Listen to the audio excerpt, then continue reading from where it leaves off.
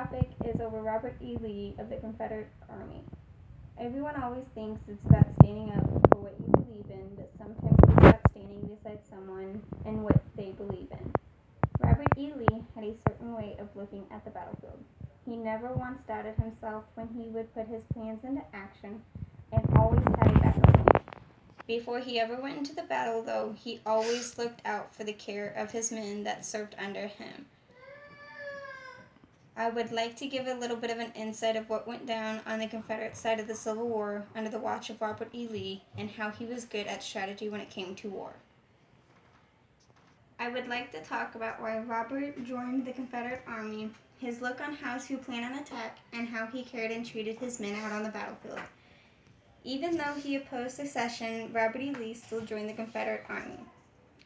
Robert E. Lee joined the Confederate Army because the Battle of Fort Sumter at Charleston, South Carolina, put him in a tough situation. He was offered a spot on the Union Army, but Virginia had decided to secede, and he would not fight against his native state and his own family. That is why Lee joined the Confederate Army, and now to look at how he was so successful on the battlefield. His look on how to plan an attack on the battlefield was at West Point U.S. Military Academy. He was superintendent and added a fifth year to the traditional four. He also graduated second in his class when he went to Mexican War. No. Yeah.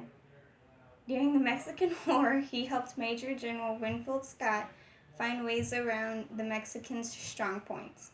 For 6 years, Lee was the lieutenant colonel in charge of the 2nd Cavalry Regiment. That is how he was so successful, and now to look at how he cared and treated his men on and off the battlefield.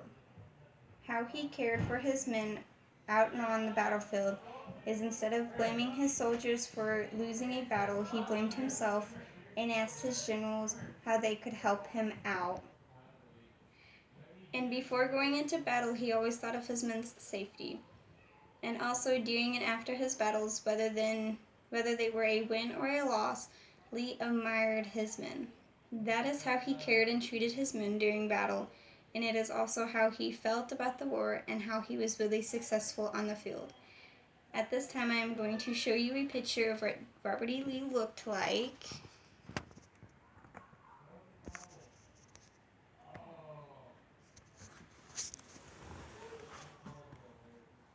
A quote that the general himself had stated was, "Never do a wrong thing to make a friend or to keep one."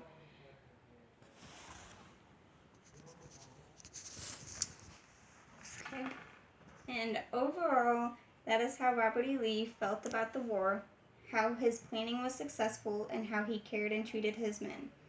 Since you have had an insight on how one general viewed things during the Civil War, now you know it is not always about doing what you believe in, but standing up for who and what you love.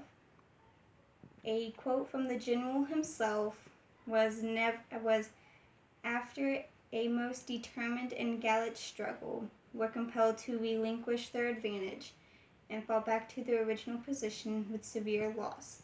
The conduct of the troops was all that I could desire or expect, and they deserve success so far as it can be deserved by heroic valor and fortitude. Many may have more have been required of them than they were able to perform, but my admiration of their noble qualities and confidence in their ability successfully with the enemy has suffered no abatement from the issue of this." And the reason why I chose Robert E. Lee to do my topic on is because I admired his outlook on how he was with his men and his outlook on the battlefield.